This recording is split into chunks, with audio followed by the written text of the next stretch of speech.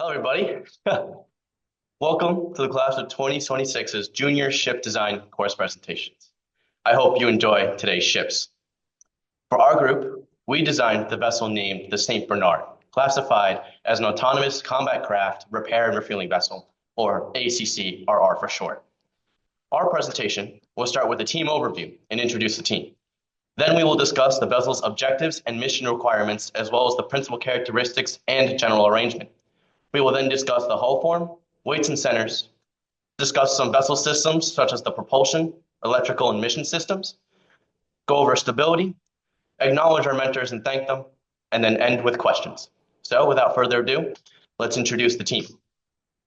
Zoe Elder from East Islip, New York, has work experience with General Dynamics NASSCO, was an engine cadet on the USNS Sacagawea, worked at BAA Systems, and has career plans in shipyard management. Luke Feeney from Brooklyn, New York, has work experience with Metal Shark, General Dynamics Electric Boat, was an engine/deck cadet on Pasha Hawaii Horizon Spirit, has worked with NSW/CCD, and has career plans in naval combat craft design. My name is Ryan Crimper from Dix Hills, New York. I have work experience with Bay Shipbuilding. I was an engine cadet on the Resolve Pioneer, worked at Elliott Bay Design Group, and have career plans for AUV design and programming. Maximus Przyznowski from Scottsdale, Arizona, has work experience at General Dynamics NASSCO, an engine cadet on USS John Canley, worked at NSW/CCD, and has career plans for AUV design and research. So let's discuss the objectives and requirements for our vessel. Some important system requirements are that our electric plant must be sufficiently powered enough to supply and transition between modes of operation. We must have a lower footprint, which means lower consumption of traditional fossil fuels and implementation of overall higher use of alternative fuels. We must be able to deliver fuel, munitions, supplies, and repair crews to autonomous combat craft. Because of where the St. Bernard may have to voyage, the vessel is to be equipped with deck guns and ammunition to defend the vessel in case of emergency. We must have a longer endurance, which means we must reduce reliance on refueling and increase efficiency in providing its own bunkering ability. And for max passenger comfort, marine impact, and tactical reasoning, we must incorporate vibration mitigation. Let's move, please. Thank you. So some systems of interest include the hull structure, which must be sufficient for handling bunkering operation in sea state 4. We must achieve a speed requirement of 18 knots while minimizing fuel consumption. Our auxiliary systems must be sufficient for supporting repair and refueling operations. Our hotel services must be enough to support crew while underway for extended periods. We must be able to handle a variety of potential underway repair scenarios for autonomous vessels. And we must be safe and quick in conducting bunkering operations while underway. Here are the technical requirements from our draft requirements. Note that the vessel must have a max draft of 6 meters, a maximum speed of 18 knots with a service speed of 14. It must last 30 days for one voyage and have a service life of 25 years.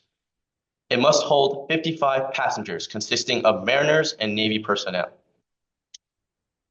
These are the cargoes our ship is required to have. Note that the purpose for holding such a high amount of cargo is designed specifically to be able to supply 5 vessels before returning to port.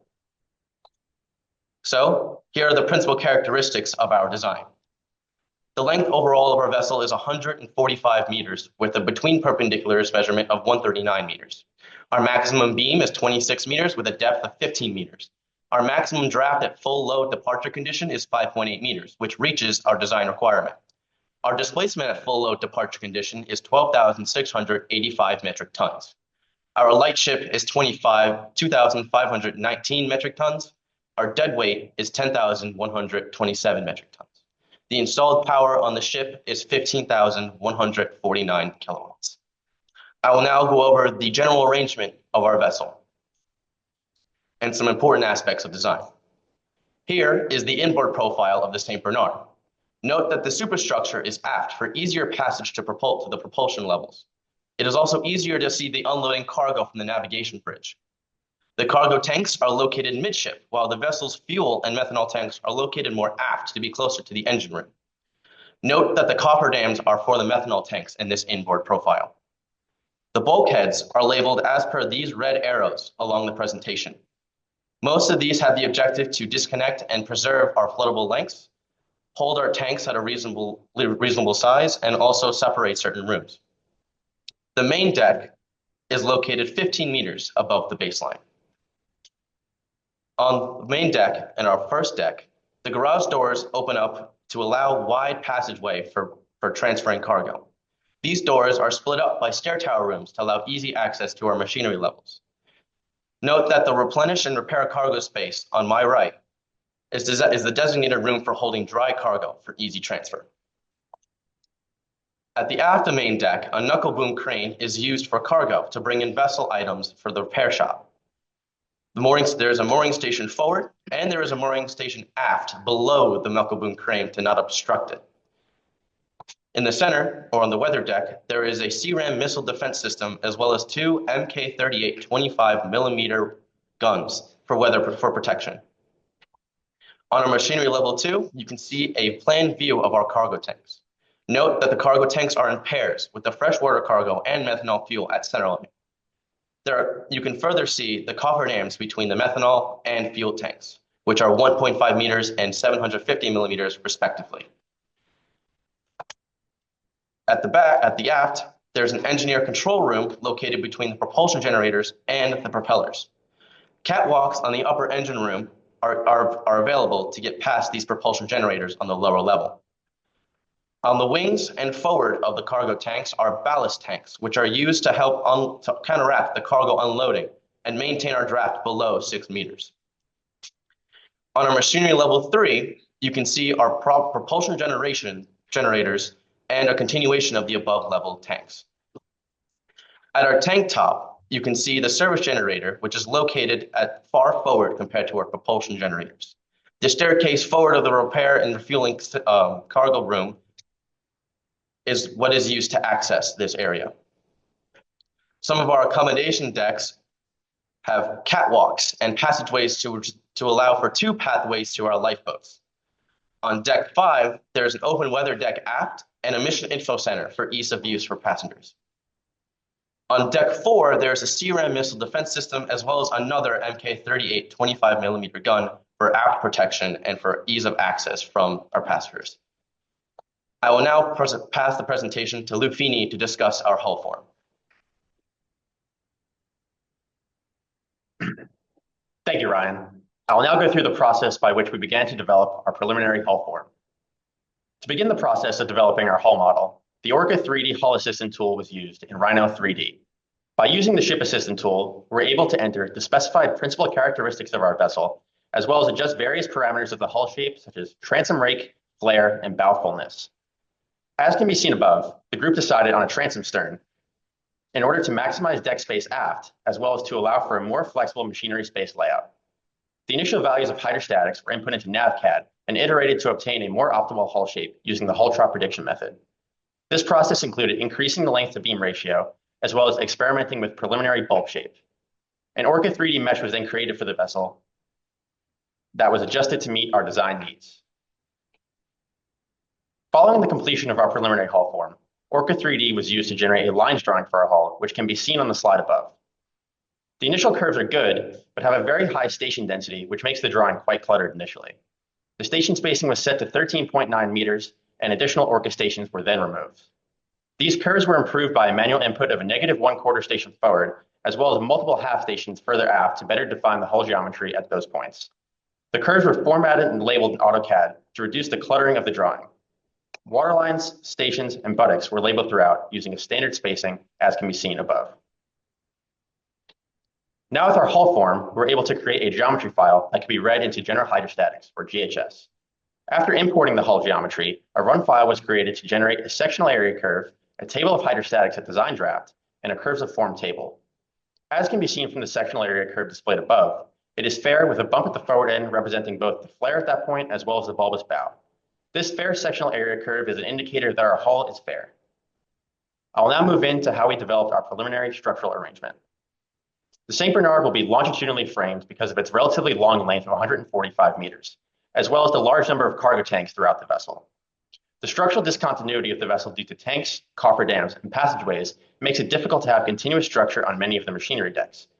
Paying extra attention to hull girder loads along these tanks was necessary to ensure that our vessel would meet the minimum section modulus requirements. To account for this, thicker stringers and longitudinal stiffeners were used throughout the vessel. To avoid excessive bending moments in both hog and sag, as cargo is both loaded and unloaded, the vessel will rely on the use of ballast tanks to balance these moments. Excess local structure and stiffening will be added under the fast rescue and crew transfer boats, the artillery deck, the sea-ram launcher, and the aft knuckle boom crane for cargo handling to avoid excess structural deflection at these points. Stress from the extended boom crane will be accounted for with the aft framing. I will now move into discussing the process of developing the weights and centers for our vessel. We utilized a ship-worked breakdown structure or a SWBIS organization method for analyzing the lightship weights and centers. Weights were estimated with a combination of previously found machinery weights and typical values for equipment and spaces on similar vessels. The largest lightship weight was the hull structure. The hull structure weight was estimated with prescriptive rules from Bureau Veritas on plate thicknesses for both hull plating and superstructure plating, as well as from our preliminary structural arrangement. A 75% margin was applied to account for additional structural members. Additionally, a 10% service margin and a 5% acquisition margin were applied to each group. This accounts for the received product uncertainties and additional weights that the vessel will gain over its lifetime. Our overall lightship weight is 2,500 metric tons, with an LCG 73.9 meters after the forward perpendicular and a VCG 9.3 meters above the baseline. The lightship weight was then analyzed using our parametric database. It was compared to length, breadth, and design draft. Based on these analyses, it was concluded that the lightship characteristics were typical for a vessel of this size.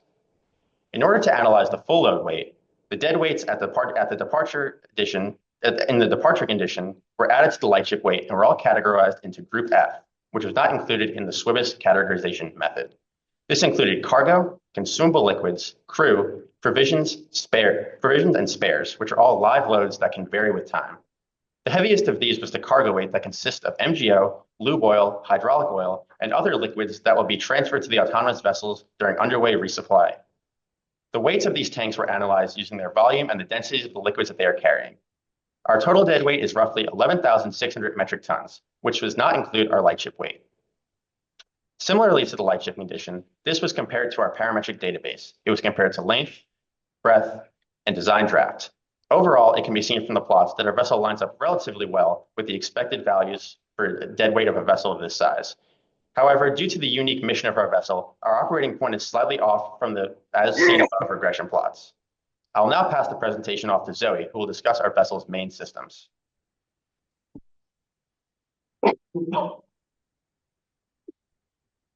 Thank you, Luke. Various design considerations were made for our propulsion and maneuvering systems. The first was emissions requirements. The vessel must be capable of operating in a zero fossil fuels mode at patrol speed for a minimum period of 24 hours.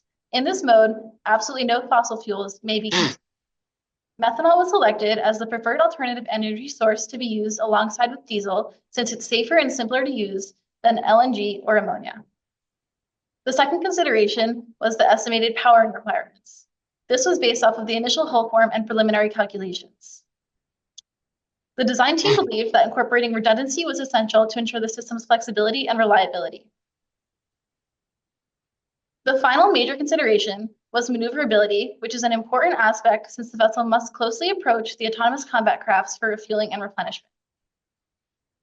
Based on these considerations, a diesel-electric system centered around dual-fuel methanol generators was selected. This type of propulsive power reduces noise and vibrations, optimizes load, allows for a flexible machinery layout, and meets emission standards better than steam turbines and diesel systems. 5 generator sets would be used to support operational flexibility and system redundancy.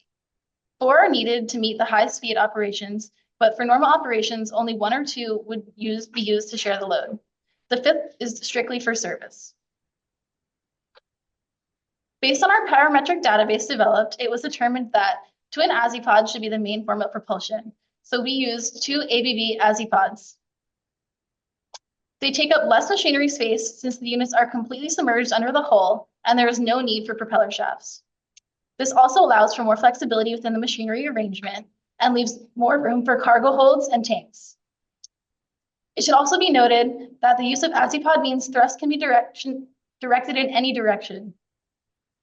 These specific ACC-pods cover a power range from 1,600 kilowatts to 7,000 kilowatts per unit and have a propeller diameter of 2.72 meters.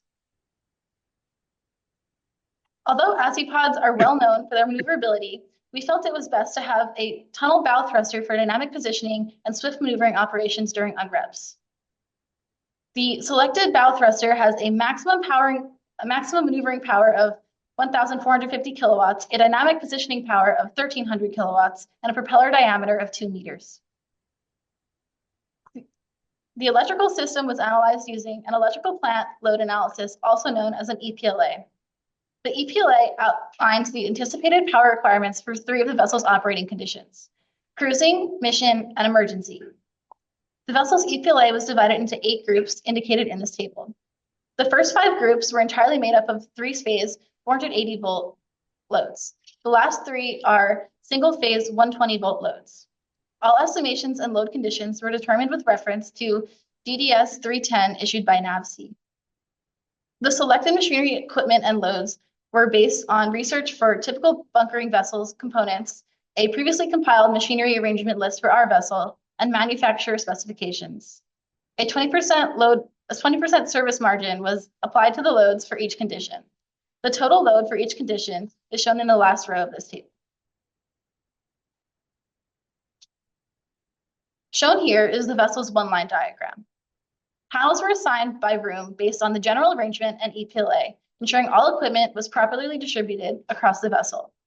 Power requirements for each item were summed per panel, and currents were calculated, assuming 3-phase power for 480-volt systems and above. More panels were used than required to improve flexibility, reliability, and ease of isolating loads during operations or in case of failures. As shown in the one-line diagram, the ship's service generator runs at 6.6 kilovolts and supplies power to the bow thruster and ACC-pods. This high voltage is to allow our generators to be connected to low voltage levels by transformers to distribute power through the rest of the system. The 480-volt switchboard shown in the diagram distributes power to all 480-volt systems. A separate line then goes to another transformer to distribute power to the rest of the 120-volt system. The panel to the right correlates to the emergency switchboards for each voltage level. The vessel's mission-specific system includes replenishment of fuel, munitions, and supplies to the autonomous combat crafts. All of the cargo loading and unloading is handled by 4 cranes strategically placed on main deck. During all unreps, the speed of both vessels will be reduced to 12 knots for safety. Munitions and supplies are palletized and transported using the 3 telescoping boom cranes located forward of the house.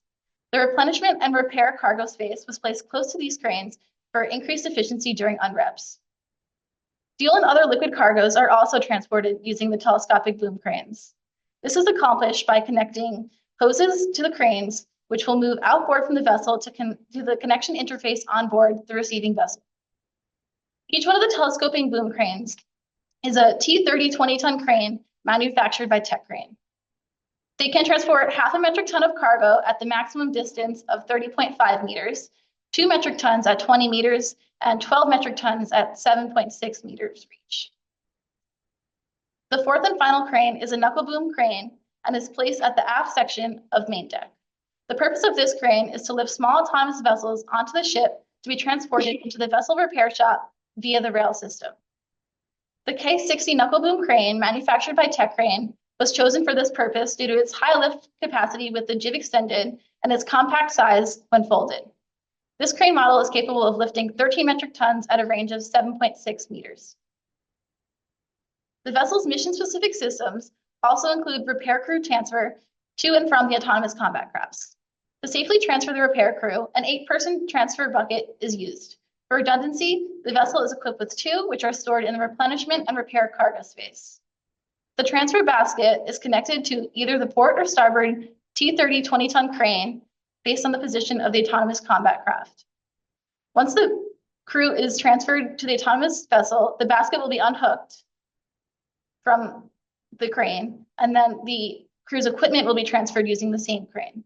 When getting transferred back from the autonomous craft, the crew will first transfer their equipment with the crane, and then the bucket will be attached to the crane to transfer the crew back to our vessel.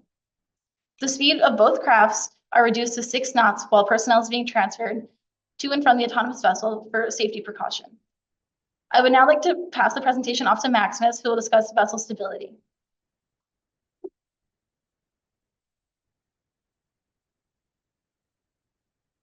Thank you, Zoe. In addition to updating the lightship and full load conditions based on new design changes, a full load arrival condition was prepared for the stability analysis. The full load arrival condition was assumed to be the condition of the vessel after the cargo had been transferred at sea. To account for this lost weight, ballast water was added to the ballast tanks. It should be noted that the vessel is never expected to operate at lightship condition.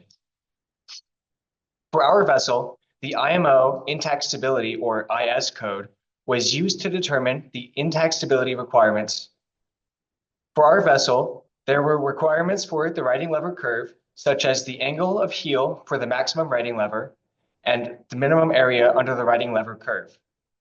There was also a requirement for the initial metacentric height, which was required to be greater than 0.15 meters. For both the riding lever and the initial GM, free surface corrections were required for tanks with significant effects. Additionally, the damage stability of the ship was analyzed via floodable length to determine the worst case scenario. The intact stability for the lightship condition passed every requirement with a significant margin, except for the requirement for the maximum riding arm's heel angle, which was too low. However, as I mentioned previously, it should be noted that the vessel is never expected to operate at this condition. The full load departure condition passed all requirements with a significant margin, and so did the full load arrival condition. For the damage stability, a bi-compartment analysis was performed with each pair of compartments being assigned an estimated permeability. The floodable length curves were checked against the permeability curves to make sure the vessel would not be submerged. As can be seen on the graph, the vessel meets damage stability requirements since the floodable lengths do not intersect with the permeability curves. We would like to thank our mentors for their continued support and advice throughout the project. We will now accept questions from the audience.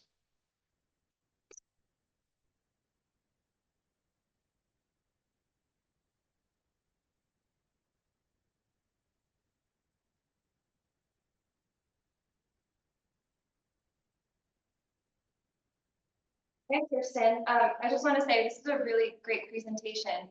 Could you take us back to the tank arrangement plan? I just had a question about the dimension of the ballast tank.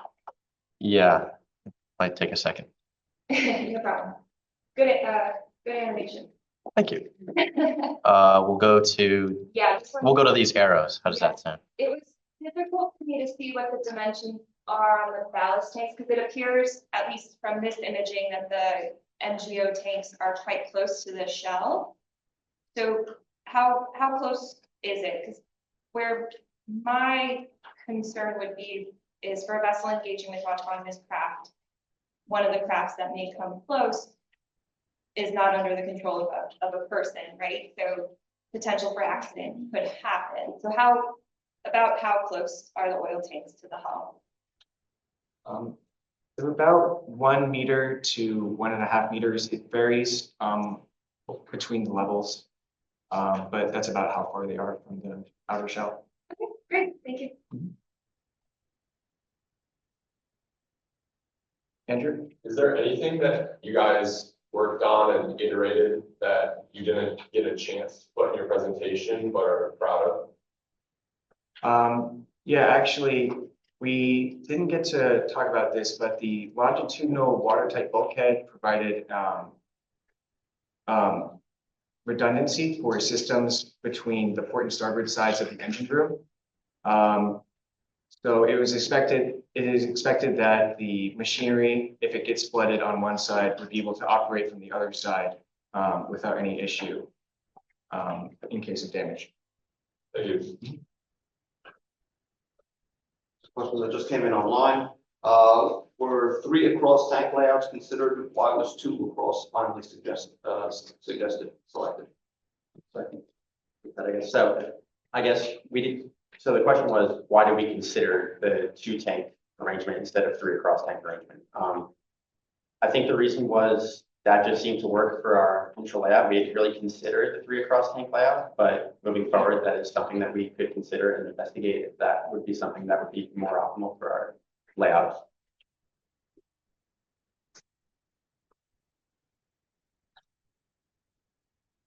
How, maybe I missed it somewhere, I'm not sure, but what size are the autonomous craft that, this is gonna be serviced? So the question was, how large are the autonomous craft that we're going to be servicing? We didn't have an exact size in our design specifications, but what we did know about them was that they hold roughly 1,200 metric tons of marine gas oil.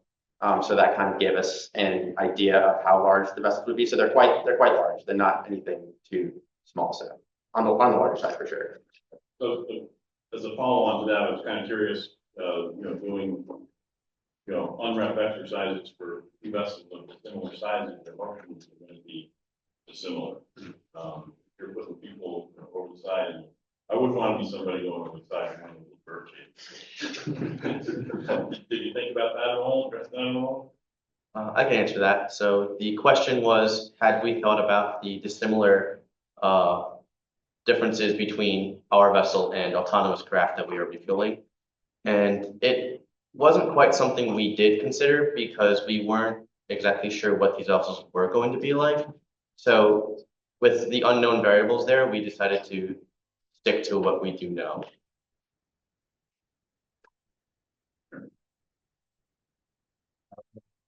Yes, Ryan, for the parametrics, could you tell us a little bit about what ships types of ships you have in your parametric library? So the question was what kind of ships we had in our parametric database. We had a wide range of tankers, so things like the TAKE, the ESB, and multiple ships that are more merchant craft that aren't in a class. The difficulty with this craft was there's not a lot of similar ships. We do act similarly to a tanker in a way, as we do hold a lot of fluid cargo, but the best step forward we decided was to look at ships classed in that kind of area than what might be autonomous. Yeah, and I guess I could add on to that. Some of the other ships that were included in our database were foreign military vessels that are more in the auxiliary naval vessel class.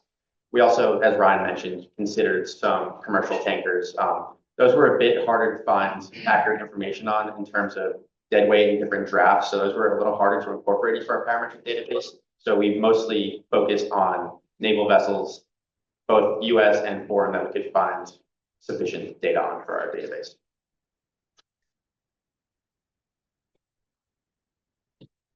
I might have missed it, but how are the vessels moored to this vessel side by side? So the question was, how are the vessels moored during unreps?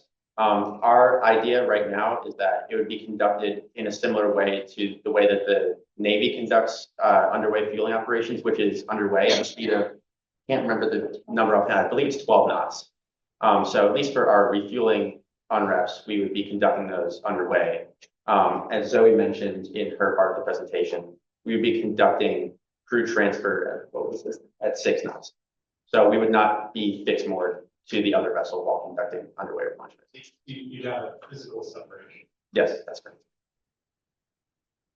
There's a couple questions have come in online.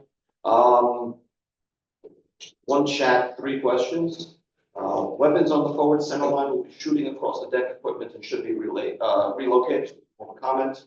A question was asking about the structural foundation of the bow crane.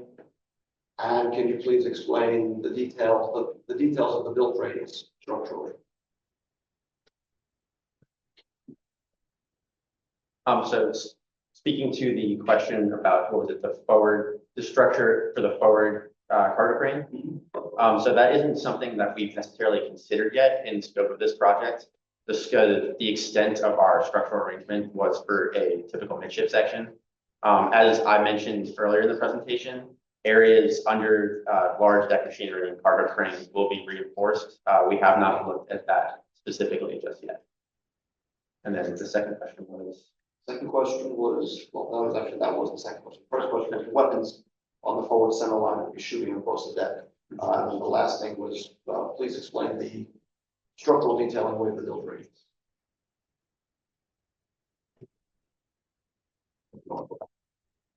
The build radius? Yes, I can do that. Oh, there it is.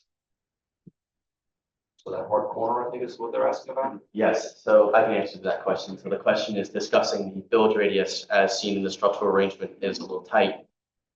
We struggled to find a way to get our structural arrangement to comply with the rules, especially because our tanks are all under 0.4 length of the ship, so they aren't considered for a midship section. So unfortunately, one of our biggest struggles there was the ballast tanks and their width and getting the build radius to line up. And unfortunately, we did not have enough time to really structure that in a better way.